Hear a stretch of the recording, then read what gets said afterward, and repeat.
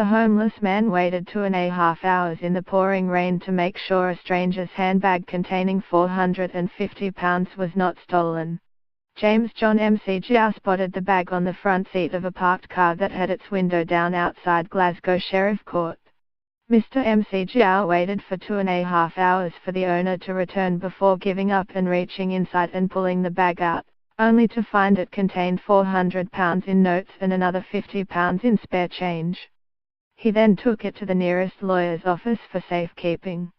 Homeless John McGowan, right, stood in the pouring rain for 2.5 hours to make sure Alicia Orford's bag containing £450 was not stolen. Mr. McGowan took the handbag and the cash to the nearest lawyer's office for safekeeping and left a note in the car to let the owner know where it was. When the car's owner, John McMonigal, returned to the vehicle with colleague Alicia Orford, he found a note informing him the bag had been left in the office, reports the Daily Mirror. Chip shop owner Mr. McMonigal has praised Mr. McGowan for his act of kindness, and since thanking him outside the court he has set up an online funding campaign to raise £5,000. Now he is trying to track him down again to hand over the cash after smashing the original target, with £5,155 donated so far. He said, "We are raising money for James John McGowan and homeless people in Glasgow and Clydebank.